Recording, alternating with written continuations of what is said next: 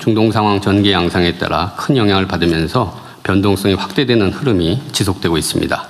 채권 시장의 경우는 유가 상승에 따른 인플레 우려로 글로벌 국채금리가 상승하면서 국내 국채금리도 동반 상승하고 있습니다. 그 밑에 두 번째 당구장 표시 보시면은 그렇지만 아직까지 회사채 스프레드는 중동 상황 이후 크게 확대되지 않은 모습입니다. 대응 현황 보고드리겠습니다. 시장 안정 및 경제 영향 최소화를 위한 전 금융권 비상한 각오로 비상체제를 지금 가동하고 있습니다. 정부, 관계기관, 금융권이 모두 참여하는 금융부문 비상대응 TF가 운영 중이고요. 첫째, 민생 실물 경제 지원, 둘째, 금융시장 안정, 셋째, 금융산업 리스크 관리 등 세 가지 분야를 중심으로 빈틈없이 대응하고 있습니다. 어제 제가 직접 금융권과 전 업권 다 함께 간담회를 개최해서 금융부문 비상대응 계획을 발표한 바 있습니다. 먼저 실물 자금 지원 대응을 위해서는 피해기업 대상 정책금융지원 프로그램 지원 규모를 기존의 20.3조 원에서 24.3조 원으로 4조 원 확대했고 필요할 경우에는 언제든지 추가 증액하도록 하겠습니다. 그리고 제가 주재한 어제 회의에서 민간금융권도 5대 지주 및 은행권 중심으로 피해기업 지원을 위한 53조 원 플러스 알파 신규 자금 공급 계획을 발표했고요. 이미 이 내용들은 지금 시행 중입니다.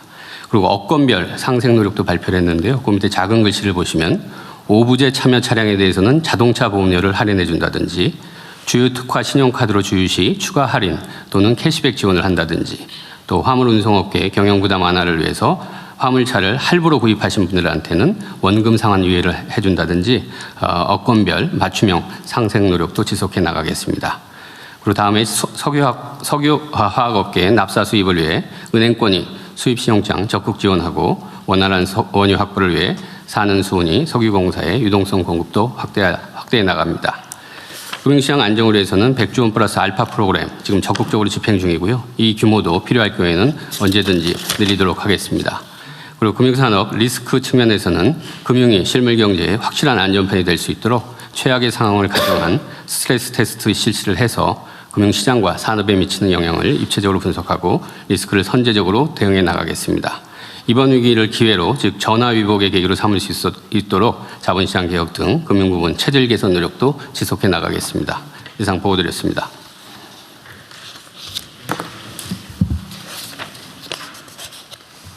네, 민생복지반 보고드리겠습니다. 중동 전쟁 지속에 따른 취약계층 지원 방안입니다.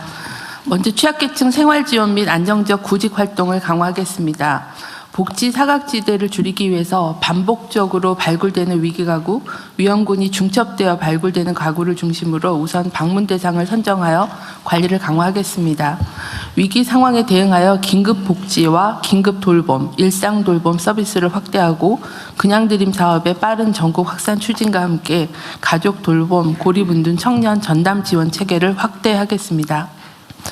취약 노동자들의 안정적인 구직 활동 및 생계 안정을 위해서 실업 노동자에 대한 구직 급여를 신속 처리하고 생계비 대부 등을 지원하고 청년의 직무 역량 향상을 위한 디지털 신산업 직업훈련 및 일 경험 기회를 지원하겠습니다. 다음은 고유가 관련 취약시설을 지원하겠습니다. 경로당 등 사회복지시설 랭 난방비의 모니터링을 실시하고 필요할 경우 추가 예산을 확보하도록 하겠습니다.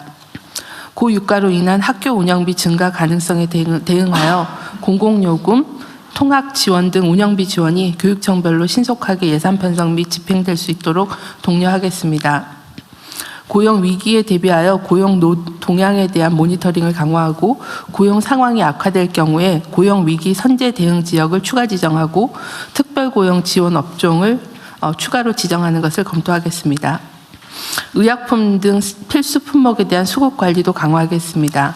수액 등 주요 의약품 수급 차질에 대비해서 매점 매석 등 유통 교란 행위에 대한 모니터링과 단속을 강화하고 우선순위에 따른 유통 사용 체계를 구축하겠습니다.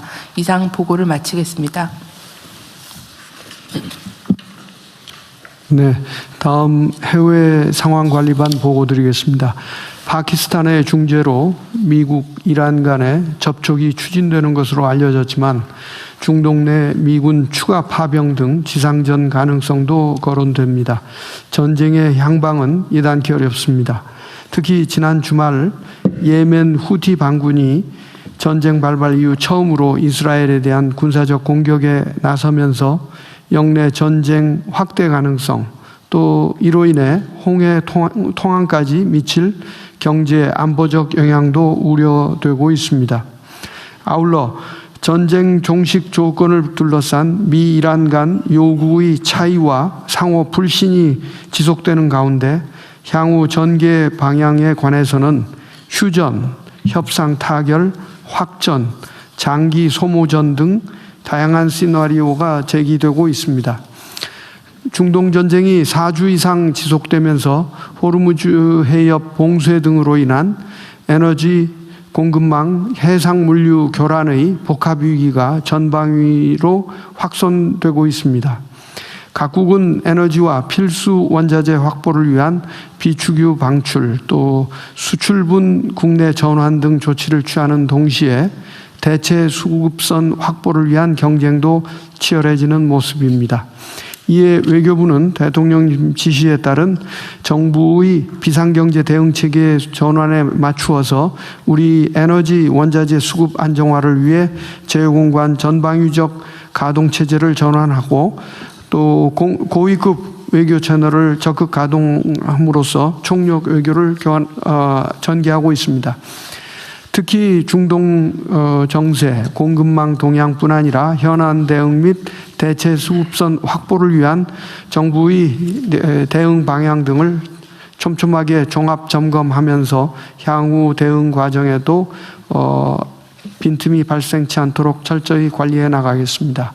미국, 이란, EU 국가들과의 외교 교섭에 관한 것은 별도로 보고를 드리겠습니다. 이어서 재외국민 보호 조치에 대해 보고드리겠습니다. 다행히 지난 일주일간에도 우리 국민의 직접 피해는 없었으며 외교부는 중동 현지에 체류 중인 우리 국민 약 1만 3천여 명의 안전을 확보하는 가운데 안전한 인근국으로의 대피도 계속 지원하고 있습니다. 특히 정세가 더 악화될 가능성을 감안하여 이라크와 레바논 등 고위험 지역에 남아있는 우리 국민들을 대상으로 출국을 계속 독려하면서 한두 명의 적은 숫자라도 대피를 희망하는 경우 적극 지원하고 있습니다. 또한 최근 이란이 미국, 이스라엘과 연관된 영내 산업, 에너지 시설, 또 심지어 대학까지 공격의 대상이 될 수 있다고 경고하고 있는 만큼 외교부는 해당 지역 인근에 체류 중인 우리 국민들을 대상으로 관련 시설들에 접근하지 말 것을 강력하게 권고하고 있습니다. 앞으로도 현지 정세를 예의주시하면서 우리 국민 보호를 위해 노력을 계속 경주해 나가겠습니다. 이상입니다. 보고는 공식적인 보고는 다 하신 거예요? 그러면은 제가 한두 가지만 좀 추가로 말씀을 드리도록 하겠습니다. 이게 지금 국내 요인에 의한 게 아니고 이제 국제적 요인에 의한 것이기 때문에 이 대응에 있어서 외교 부문 역할이 정말로 중요해요. 물론 이제 민간 기업들 간에 이 현 어려움을 타개하기 위한 뭐 구체적인 노력들도 있을 거고 협상도 있을 텐데 하여튼 큰 흐름은 외교 분야에서 우리 정부가 나서서 좀 정리를 해줘야 되지 않습니까? 다만 그 과정에서 어떤 필요가 있는지에 대해서는 현장의 기업의 의견을 많이 좀 들어야 될 것 같아요. 잘들 하고 계시지만 특히 산업부나 이쪽하고 좀 협의나 이런 거 잘하고 계시죠? 네, 그렇습니다. 네네, 뭐 잘하고 계실 걸로 알고 있는데 어쨌든 외교 분야에서 좀 가르마를 좀 잘 타주는 게 중요할 것 같습니다. 네. 그리고 좀 뭐 전쟁 지역이라 어렵긴 한데 지금 중동 지역에 필요하면 현지의 사람들을 좀 보내서라도 좀 구체적 협의나 이런 걸 좀 해보면 좋을 것 같아요. 전에 우리 비서실장께서 좀 어려운 상황에서도 어쨌든 직접 가서 얘기를 하니까 좀 길이 생기잖아요, 그죠? 그래서 필요하면 뭐 그런 노력도 좀 해주시고요. 그다음 다른 국무위원들 각 부처청에서 이 위기 대응 관련된 일을 하시다 보면 이렇게 저렇게 좀 걸리는 게 있을 겁니다. 예를 들면 제도나 법령이나 뭐 관행이나 이런 게 좀 걸리는 게 있을 텐데 이럴 때는 사실은 통상적 대응으로는 좀 부족하거든요.